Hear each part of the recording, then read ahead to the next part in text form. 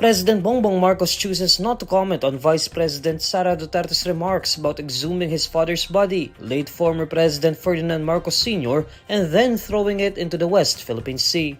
In an ambush interview after attending a mass for his dead father on All Saints' Day at the libingan ng mga bayani in Taguig City, Marcos was asked to react to Duterte's pronouncements that drew criticisms, especially from administration allies. In response, Marcos says he'd rather not comment on the issue. Marcos also says he would talk about the status of his relationship with the Vice President some other time. On October 18, Duterte said she previously warned Senator Amy Marcos that she would dig up the body of their father and toss it into the West Philippine Sea if political attacks against her from the current administration continue. Duterte was the president's running mate in the 2022 elections under the Uniteam banner. Leon has weakened from a typhoon to a severe tropical storm and exited the Philippine area of responsibility early Friday morning, November 1, according to State Weather Bureau Pag-asa. Based on Pag-asa's 5 a.m. weather bulletin, Leon was last spotted 550 kilometers north-northwest of Itbayat, Batanes. It has maximum sustained winds of 100 kilometers per hour near the center and gustiness of up to 140 kilometers per hour. It is moving northward at 20 kilometers per hour. Upon its exit from the country, all tropical cyclone wind signals nationwide have been lifted. However, strong winds are still expected in parts of northern Luzon. Cloudy skies and scattered rain showers and thunderstorms due to the trough of the storm are expected in Occidental Mindoro, Zambales, Palawan, and Bataan. Partly cloudy skies and isolated rain showers and thunderstorms are forecast in Metro Manila and the rest of the country. Meanwhile, based on the 8 a.m. situational report of the National Disaster Risk Reduction and Management Council on Friday, November 1, over 7 million persons or more than 2 million families are affected by Leon and severe tropical storm Christine. The agency says that the number of deaths reported are at 150, while 122 individuals are injured and 30 persons are still missing. The agency also reports that more than 800 areas nationwide remain to be flooded. Over 1 million Filipinos are expected to arrive at the Manila North Cemetery on November 1 and 2 in observance of All Saints' Day and All Souls' Day or Undas. According to the Manila Police District, as of 10:30 a.m. on Friday, about 400,000 visitors have gone inside the cemetery since it opened its gates at 5 a.m. A free electric tricycle ride is offered for visitors inside the cemetery. Kids that will be going inside the cemetery will have to be registered upon their entry to the area. The gates of the cemetery will be closed by 7 p.m. later tonight.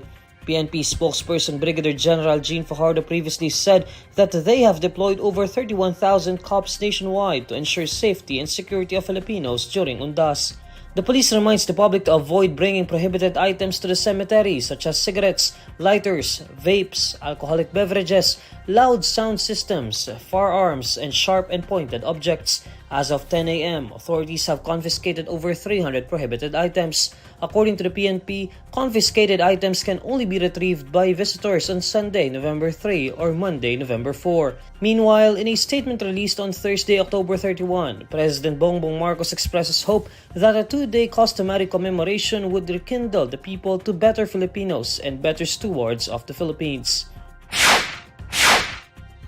Law enforcement authorities shut down 2 suspected illegal Philippine offshore gaming operators this week, one in Bataan and the other in Metro Manila, as the year-end deadline set by President Bongbong Marcos to stop Pogos drew near.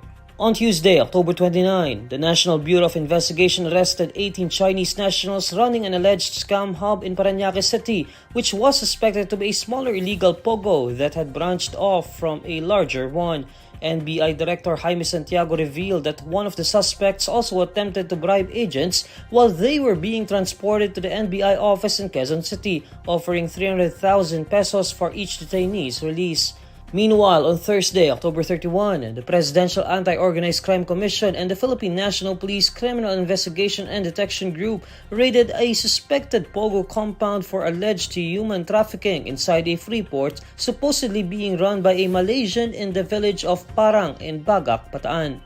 Law enforcement authorities entered the 1.5-hectare compound to implement a warrant to search 7 buildings of Central 1 Bataan PH Incorporated at Central Park, Freeport.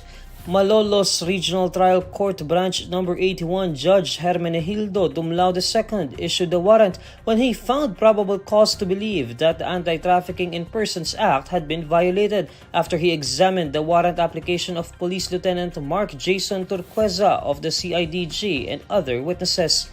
According to a human resources officer of Central 1, the company has over 1,000 workers and 7 buildings. In a press conference on Thursday evening, PAOK spokesperson Winston Casio said that over 300 Filipinos and more than 50 foreign nationals were found at the site during the raid. Authorities seized scripts used to scam victims, cell phone SIM cards and cloning devices, internet equipment and routers, identification cards, company documents, and monies acquired in their scamming operations.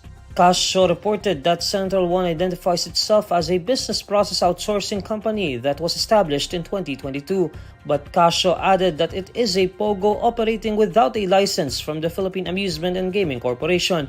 The 18 Chinese nationals arrested in Parañaque City are detained at the NBI, while the 57 foreigners taken from Central 1 will be held at the PAOK Detention Center in Pasay City, while formal charges are being prepared against them, including possible violations of immigration laws.